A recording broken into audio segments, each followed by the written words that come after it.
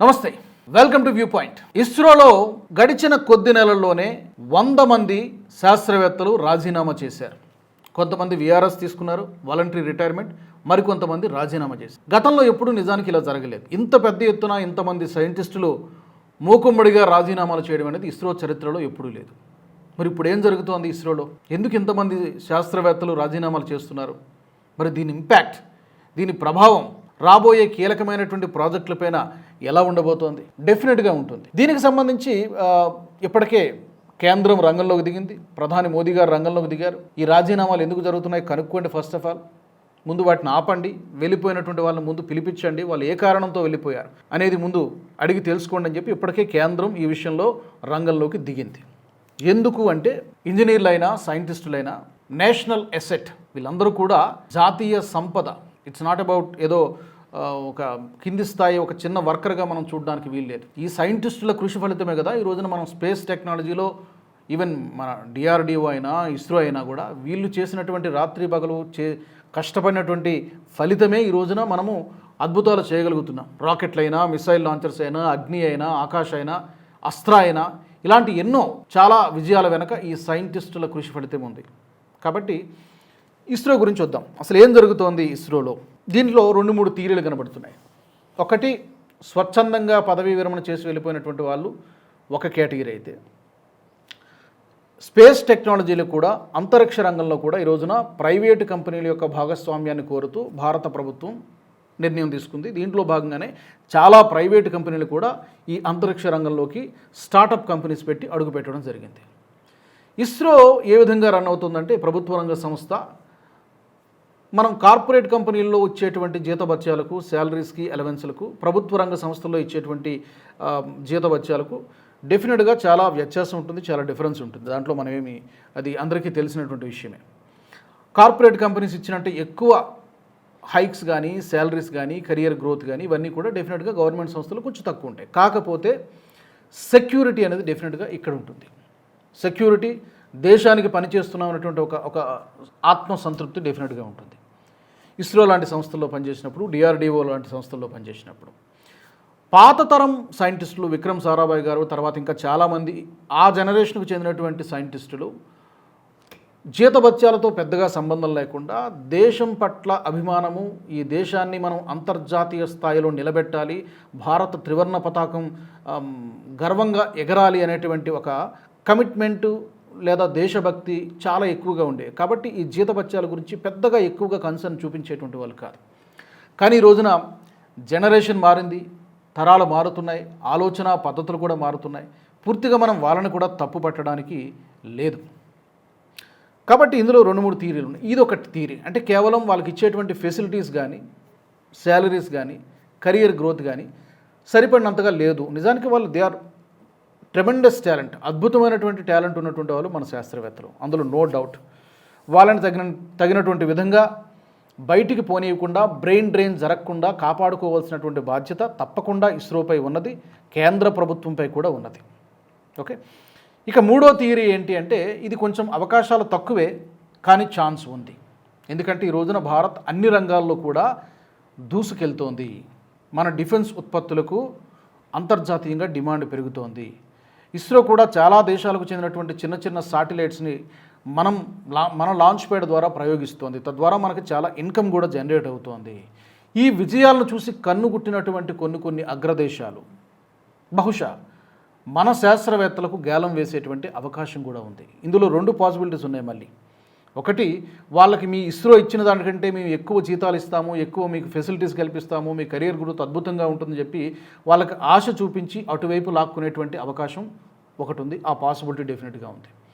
2, ఇక ఇంకొక థియరీ ఏంటి అంటే, మనం గతంలో చాలామంది మన సైంటిస్టులని మిస్టీరియస్ డెత్స్, అనుమానాస్పద పరిస్థితులలో కొంతమంది చనిపోయారు, కొంతమందిని తప్పుడు కేసులు పెట్టి ఇరికించారు. నంబి నారాయణ గారి ఉదాహరణ మీ అందరికీ గుర్తునే ఉంటుంది. ఆయన చేయనటువంటి నేరానికి ఆయన జైల్లో పెట్టి తప్పుడు కేసులు పెట్టి చాలా సంవత్సరాలు పాపం ఆయన టార్చర్ పెట్టారు. ఆ తర్వాత తేలింది ఏంటంటే, రాకెట్ ట్రైన్ ఒక మూవీ కూడా వచ్చింది, మాధవన్ యాక్ట్ చేశాడు సినిమాలో, రైట్. సో తర్వాత తేలింది ఏంటంటే ఆయనపై పెట్టినవన్నీ కూడా తప్పుడు కేసులే. దీని వెనక అమెరికా వాడి హస్తం ఉన్నది, సిఐఏ హస్తం ఉంది. ఎందుకంటే కీలకమైనటువంటి ప్రాజెక్టుల్లో పనిచేసినటువంటి సైంటిస్టులు గతంలో అనుమానాస్పదంగా మృతి చెందినటువంటి సందర్భాలు చాలా ఉన్నాయి. కాబట్టి అగ్రదేశాలు ఏవైనా మన శాస్త్రవేత్తలను థ్రెటనింగ్ చేసినటువంటి అవకాశం ఏమైనా ఉందా? మీరు తప్పుకోండి ఆ ప్రాజెక్టుల నుంచి, మీరు తప్పుకోకపోతే మీ ప్రాణానికే ముప్పు అని హెచ్చరించినటువంటి అవకాశం ఏమైనా ఉందా? అయితే ఇంతవరకు ఆ దిశగా ఏ సైంటిస్ట్ కూడా ముందుకొచ్చి మాట్లాడలేదు. మాకు పలానా చోటు నుంచి బెదిరింపు వచ్చిందనో, మమ్మల్ని థ్రెటన్ చేశారనో బయటకు వచ్చి చెప్పలేదు. బట్ డెఫినెట్గా గతంలో జరిగినటువంటి కొన్ని అనుమానాస్పద పరిస్థితులను, కొన్ని అనుమానాస్పద సంఘటనల్ని బేస్ చేసుకుంటే ఆ థియరీని కూడా మనం పూర్తిగా కొట్టి పారేయలేము. అలా జరగడానికి కూడా ఆస్కారం ఉంది. ఎందుకంటే భారత్ డెవలప్ కాకూడదు, అంతరిక్ష రంగంలో భారత్ డెవలప్ కాకూడదు. అది అడ్డుకోవడమే వాళ్ళ లక్ష్యం, ఏ రంగమైనా సరే, డిఫెన్స్ అయినా అంతరిక్ష రంగమైనా కూడా. సో ఇక్కడ 3-4 థియరీలు కనిపిస్తున్నాయి. ఓకే, ఇప్పుడు గగన్యాన్ కానీ, చంద్రయాన్ కానీ, LVM-3 లాంటి అనేకమైనటువంటి కీలకమైనటువంటి ప్రాజెక్టుల్లో పనిచేసినటువంటి సీనియర్ సైంటిస్టులు ఈ రాజీనామా చేసిన వాళ్ళు చాలామంది ఉన్నారు. సీనియర్ సైంటిస్టులు ఉన్నారు, యంగ్ సైంటిస్టులు కూడా ఉన్నారు. అనుభవం అండ్ ఎక్స్పీరియన్స్ రెండు, యంగ్ సైంటిస్టులు ఉన్నారు, ఎక్స్పీరియన్స్డ్ వాళ్ళు కూడా ఉన్నారు. సో వెంటనే కేంద్ర ప్రభుత్వం రంగంలోకి దిగింది. ఇకపైన ఇమీడియట్గా తీసుకున్నటువంటి నిర్ణయం ఏంటంటే, కీలకమైనటువంటి మిషన్స్లో ప్రాజెక్టులో పనిచేసేటువంటి సైంటిస్టులు, శాస్త్రవేత్తల రాజీనామాలను ఇస్రో డైరెక్టర్ ఇంతకుముందు సంతకం పెడితే అయిపోయేది. కానీ ఇప్పుడు అలా కాదు, ఇస్రో డైరెక్టర్ కాదు, మేము చూసుకుంటాం అని చెప్పడం జరిగింది. తుది నిర్ణయము డిపార్ట్మెంట్ ఆఫ్ స్పేస్ ఇక మీదట తీసుకుంటుంది. ఇస్రో డైరెక్టర్ సంతకం చేస్తే రాజీనామా ఆమోదించినట్టు కాదు. సో ఈ బ్రెయిన్ డ్రైన్ ఆగాల్సిందే అని చెప్పి ప్రస్తుతానికైతే కేంద్రం నిర్ణయం తీసుకుంది. తర్వాత ఈ రాజీనామాలు చేసినటువంటి వారిలో ఎక్కువగా ఏ సెంటర్స్ నుంచి రాజీనామా చేశారంటే 2 కేంద్రాలు. ఒకటి బెంగళూరులోని UR Rao satellite centre, URSC అంటారు. రెండోది తిరువనంతపురంలోని Vikram Sarabhai space centre, VSSC. ఇది చాలా కీలకమైనది, మనందరికీ తెలిసినటువంటి విషయమే. ఈ రాజీనామా చేసినటువంటి 100 నుంచి 120 మంది చాలామంది ఈ 2 సెంటర్ల నుంచే రాజీనామా చేసినట్టుగా మనకి రిపోర్ట్లు చెప్తూ ఉన్నాయి. ఎందుకంటే ఈ 2 కేంద్రాలే భారత ఉపగ్రహాలు అలాగే రాకెట్స్ డెవలప్మెంట్లో బ్యాక్ బోన్గా నిలిచాయి. బ్యాక్ బోన్, చాలా కీలకమైనటువంటి ప్రాజెక్ట్స్ని విజయవంతంగా సక్సెస్ చేసినటువంటి ఘనత, క్రెడిట్ ఈ సైంటిస్టులకు ఇవ్వాల్సింది. సో ఇప్పుడు ప్రభుత్వం జోక్యం చేసుకుంది. గగన్యాన్ వంటి కీలకమైనటువంటి మిషన్లో పనిచేసేటువంటి గ్రూప్ ఏ సైంటిస్టులు రాజీనామాలను వెంటనే ఆమోదించకండి. ప్రతి కేసును కూడా డిపార్ట్మెంట్ ఆఫ్ స్పేస్ పరిశీలించి final decision department of space తీసుకుంటుంది. ఎందుకంటే జాతీయ ప్రాధాన్యత కలిగినటువంటి ప్రాజెక్టులు మధ్యలో దెబ్బతినకుండా చూడడం చాలా కీలకమైనటువంటిది. ఎందుకంటే ఈ 100 మంది మ్యాటర్ కాదు, 100 మంది వెళ్ళిపోవడం ఒకటే ముఖ్యం కాదు, దాని ఇంపాక్ట్ ఎలా ఉంటుంది. ఈ ప్రాజెక్టులన్నీ ఆగిపోతాయంటే ఆగిపోవు, డెఫినెట్గా ఆగిపోవు. కాకపోతే డిలే జరుగుతుంది. 2 సంవత్సరాల్లో పూర్తి కావాల్సినటువంటి ప్రాజెక్టు 4 ఏళ్ళు పట్టవచ్చు, లేకపోతే 5 ఏళ్ళు పట్టవచ్చు. సో డిలే అవుతుంది. సో మన దేశం వెనకబడిపోతుంది, అంతరిక్ష రంగంలో వెనకబడిపోతుంది. సో ఆ ఇంపాక్ట్ పడకుండా చూడాలి అంటే డెఫినెట్గా ఈధర్ వెళ్ళినటువంటి వాళ్ళని వెనక్కి తీసుకురావాల్సినటువంటి అవసరం ఉంటుంది, లేకపోతే ఇమీడియట్గా వాళ్ళని రీప్లేస్ చేయడం అంత ఈజీగా జరిగేటువంటి పని కాదు. ఎక్స్పీరియన్స్ డెకేడ్స్ ఆఫ్ ఒక దశాబ్దాల అనుభవం ఉన్నటువంటి సైంటిస్టులను వెంటనే రీప్లేస్ చేయడం అనేది ఏదో ఓవర్ నైట్లో జరిగేటువంటి ప్రాసెస్ కాదు. ఎందుకంటే మార్కెట్లో దొరికేటువంటి వస్తువులు కాదు సైంటిస్టులు అంటే. నేను ఇందాక చెప్పినట్టుగా నేషనల్ ఎసెట్ అది. మరికొన్ని కారణాలు, ప్రైవేట్ స్పేస్ కంపెనీలు చాలా వచ్చాయి, వాళ్ళు వీళ్ళని ఆకర్షిస్తూ ఉన్నారు సైంటిస్టులని. మీరు రండి, మేము చూసుకుంటామని చెప్పి 2020 తర్వాత భారత అంతరిక్ష రంగాన్ని ప్రభుత్వం ప్రైవేట్ కంపెనీలకు ఓపెన్ చేయడం జరిగింది. చాలా కంపెనీలు వచ్చాయి. స్కై రూట్ మన హైదరాబాద్లో ఉంది, అగ్నికుల్, పిక్సెల్, దిగంతర, ఇలాంటి చాలా ప్రైవేట్ కంపెనీలు అంతరిక్ష రంగంలోకి రావడంతో డెఫినెట్గా ఇక్కడ కంటే ఇచ్చేటువంటి శాలరీస్ కంటే ఈ కంపెనీలు ఎక్కువ శాలరీస్, కెరీర్ గ్రోత్ ఇవన్నీ కూడా ఇవ్వడానికి ఆస్కారం ఉంటుంది, డెఫినెట్గా ఇస్తాయి. సో అటువైపు వెళ్లకుండా ఆపాలంటే ఇప్పుడు ఏం చేయాలి? ఆ కంపెనీలకు పోటీగా వీళ్ళు కూడా శాలరీస్ పెంచాలా, లేకపోతే ఇన్సెంటివ్స్ పెంచాలా, ఏం చేయాలి? ఇంకేదైనా అదనపు సెక్యూరిటీ ఏమైనా ఇవ్వాల్సి ఉంటుందా? తర్వాత కొత్త ఆపర్చునిటీస్ కూడా క్రియేట్ అవుతున్నాయి వాళ్ళకి.